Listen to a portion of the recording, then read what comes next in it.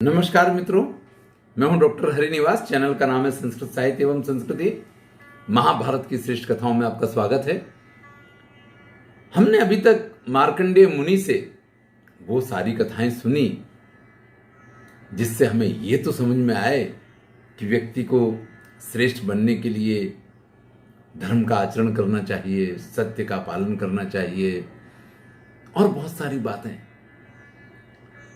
लेकिन व्यक्ति के अंदर ये सारी चीजें आएंगी कैसे, ये सबसे बड़ा प्रश्न है। तो युधिष्ठिर जब पूछते हैं तो कहते हैं कि हम आपको तार्क्ष और सरस्वती का संवाद सुनाते हैं। एक बड़े ही तपस्वी मुनि थे तार्क्ष, और उन्होंने तपस्या की और सरस्वती देवी को प्रसन्न किया।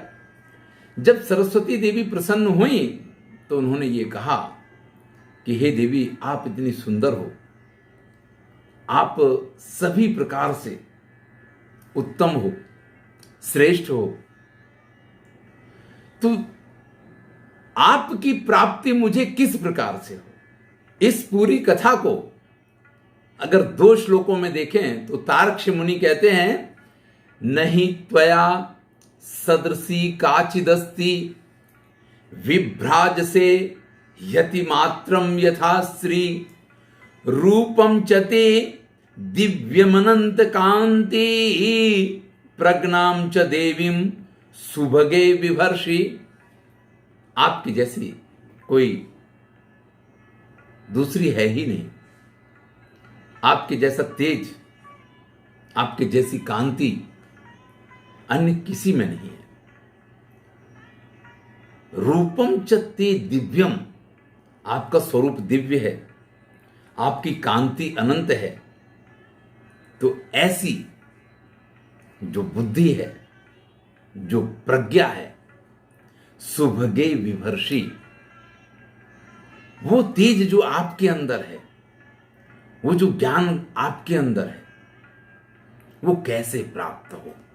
तब सरस्वती कहती हैं, श्रेष्ठानि यानि द्विपदाम वरिष्ठ यज्ञेषु विद्वम अनुपपादयन्ति तैरेव चाहम संप्रवृद्धा भवामि चाप्यायिता रूपवती च विप्रा।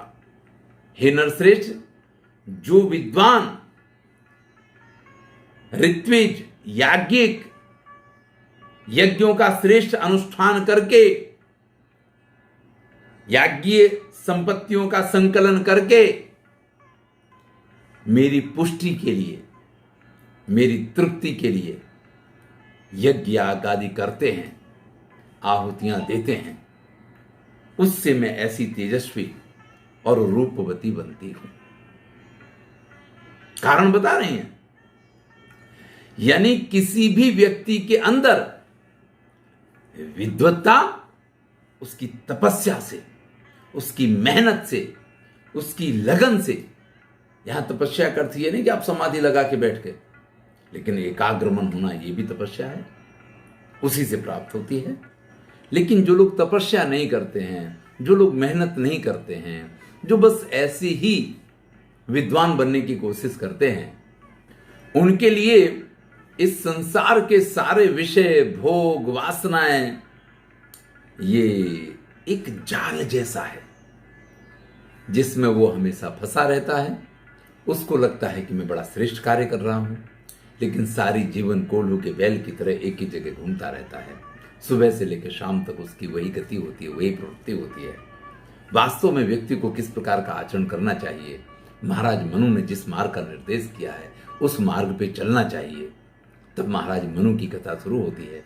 विवस्वतः सुतो राजन महर्षि सुप्रतापवान बभूव नर शार्दूल प्रजापति समद्युति। विवस्वान यानी सूर्य के परम प्रतापी एक पुत्र हुए जिनका नाम मनु रखा गया। वो अपने पिता सूर्य और अपने पितामह कश्यप की तरह ही अत्यंत पवित्र, बल्कि अपने तेज से उनको भी मलिन बना दे, इस प्रकार के तेजस्वी थे। ऊर्ध्वाहु विशालायाम वदर्याम स नराधिपा। उन राजा ने हाथ ऊपर करके और कठिन तपस्या बद्रिकाश्रम में जाकर के की, और उसके प्रभाव से वो ईश्वर के दर्शन करने के अधिकारी बने। एक दिन की घटनाक्रम है कि वो सिर्फ गीले वस्त्र हैं जिनके और गीले बाल हैं जिनके, ऐसे चिरणी नाम की नदी में स्नान कर रहे थे। और वहां स्नान करते करते एक छोटी सी मछली उनके पास आ जाती है। वो कहती है, भगवन क्षुद्र मत्स्योस्मि बलवद भयो भयम मम। हे महाराज, मैं बहुत छोटी सी मछली हूं और बड़ी मछलियों से मुझे बड़ा भय है। मत्स्यो व्योही तत्व माम तुम त्रातुमर्हसि सुब्रता।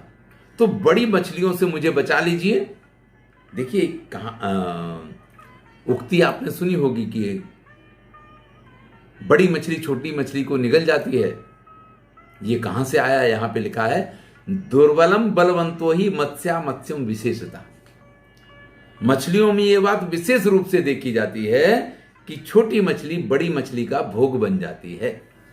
आस्वादयंती सदा वृत्तिर विहिता कहा सनातनी। ये तो हमेशा की परंपरा चली आई है कि हर बड़ी मछली छोटी मछली को खा करके और बड़ी होती चली जाती है। तो महाराज मुझे बचा लीजिए। अब इतने प्रेम से उस मछली ने जब महाराज मनु से प्रार्थना की तो उन्होंने पाणी नाम स्वयं अपने हाथों की अंजलि में उस मछली को ले लिया। छोटी सी मछली थी, उनकी अंजलि में आ गई। अंजलि में लेकर के उन्होंने उसको एक घड़े में रख दिया, यानी एक ऐसे पात्र में रख दिया जिसमें थोड़ा जल था। 2-4 दिन तक मछली उसमें रही और उसके बाद वो पात्र उसके लिए छोटा पड़ने लग गया। और वो महाराज से कहती कि महाराज, इसमें तो मुझे शांति नहीं मिल रही है। अथ मत्स्यो मनु दृष्टवा पुनरेवा विभासते भगवन साधु में अद्यात अन्यत स्थानम संप्रतिपादय। ये मेरे लिए बहुत छोटा हो गया स्थान, इसलिए मुझे एक अच्छे से स्थान पे पहुंचा दीजिए। महाराज मनु ने एक सुंदर बावड़ी बनवाई है। वापी महती मनु, महती वापी का निर्माण करवाया है। और उस वापी में जिसका विस्तार लिखा है कि 2 योजन का जिसका विस्तार था, उसमें उस मत्स्य को रख दिया है। वो मछली धीरे धीरे वहां बड़ी होने लग गई। लेकिन फिर वो समय आ गया कि वो मछली उस 2 योजन लंबे तालाब में भी नहीं समा रही है। तो वो फिर प्रार्थना करती है कि महाराज मुझे योग्य स्थान दीजिए। तो उसको गंगा में छोड़ा जाता। गंगा याम ही न शक्नोमी बृहत्वा चेष्टितुम प्रभु। लेकिन थोड़े से समय में ही वो कहती है कि इस गंगा में भी मैं नहीं रह सकती हूं। समुद्र नए माम आंसू प्रसिद्ध भगवान नीति। आप हमारे ऊपर कृपा करो, हमें समुद्र में ले जाके छोड़ दो। जो एक मछली उनकी अंजलि में इस प्रकार से आई थी और उनसे प्रार्थना कर रही थी कि आप मेरे प्राणों की रक्षा कर लीजिए, नहीं तो कोई बड़ी मछली मुझे खा जाएगी। आज उसका इतना विशाल काय स्वरूप हो गया है कि न वो अंजलि में समाई, न वो उस पात्र में समाई, न वापी में उसको शांति मिली। गंगा जैसी नदी में भी उसको जब शांति नहीं मिलती है तो वो कहती है मुझे समुद्र में पहुंचा दीजिए।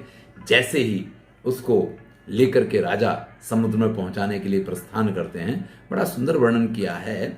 वास्तव में मछली की एक गंध होती है जो कई बार लोगों को नहीं अच्छी लगती है। आपने मत्स्य गंधा की कथा शुरुआत में सुनी है आदि पर्व में, है कि जो मछली के गर्भ से जन्मी हुई सत्यवती थी, पहले उसके शरीर में से मत्स्य की गंध आती थी। महर्षि पराशर ने उसके साथ संबंध बनाए और फिर उसको क्रोशगंधा बना दिया। तो यहां वर्णन किया गया है कि जब महाराज मनु स्वयं उस मत्स्य को, जो गंगा में समा नहीं रही, इतने बड़े मत्स्य को लेकर के चलते हैं, सुमहानपि मत्स्यस्तु सा मनोर्नयतस्तदा आसीद यथेष्ट हार्यस्य स्पर्श गंध सुखस्य वै। तो बहुत विशाल काय होने के बाद भी उस मछली ने अपना ऐसा वजन और ऐसा स्वरूप कर लिया जिससे कि उसको बड़ी सरलता से ले जाया जा सके।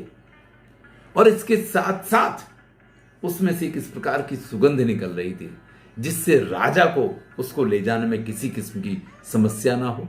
समुद्र में ले जाकर के जैसे ही महाराज मनु उसको छोड़ते हैं, वो तुरंत ही उनसे कहती श्रूयताम तुम वचः मम, आप मेरी बात को सुनिए। अब वो समय आ गया है, इस समय आपको क्या करना है वो मैं आपको बताती। अचिरात भगवन भौमम इदम स्थावर जंगमम सर्वमेव महाभागे प्रलयम वै गमिष्यसि। बड़ी ही जल्दी प्रलय का समय आने वाला है।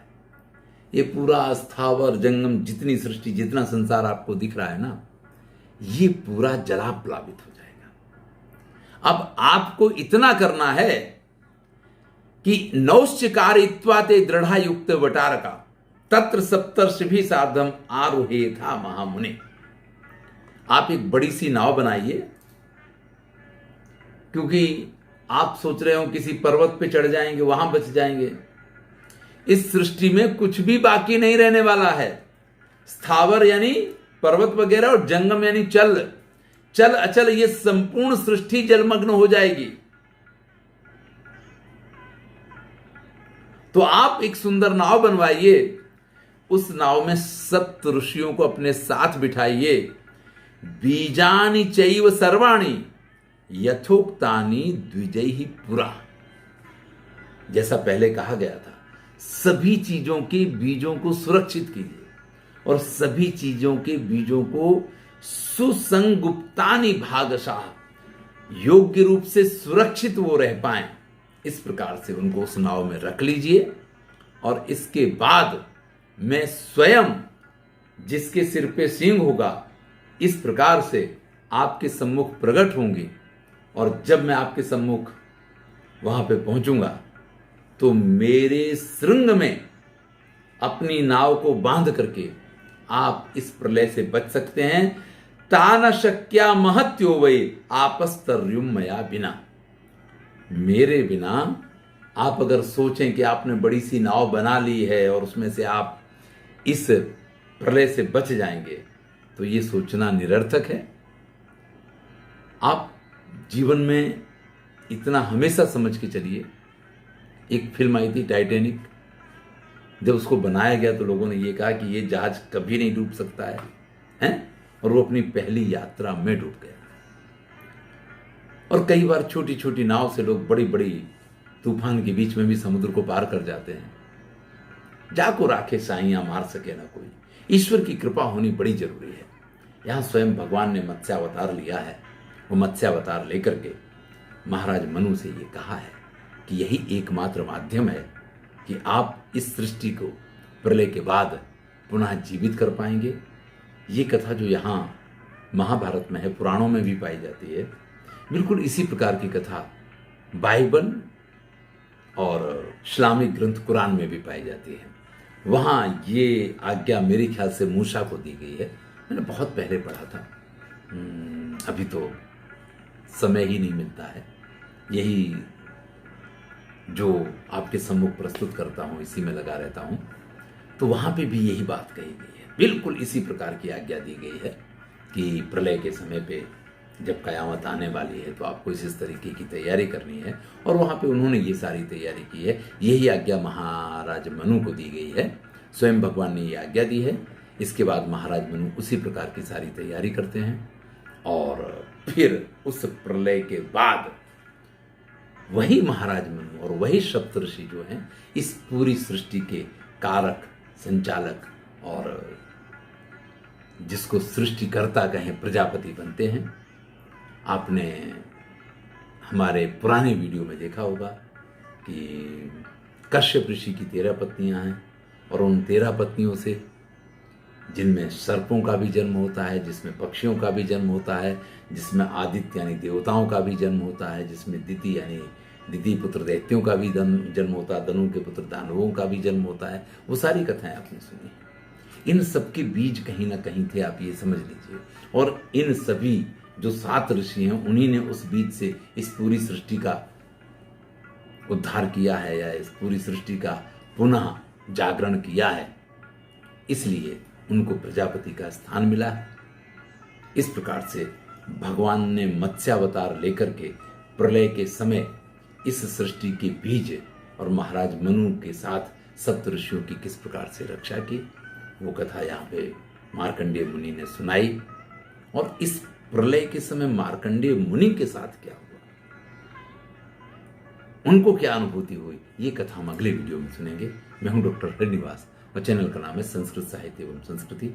महाभारत की श्रेष्ठ कथाएं चल रही हैं, आनंद लीजिए। अच्छा लगे तो मित्रों के साथ शेयर कीजिए।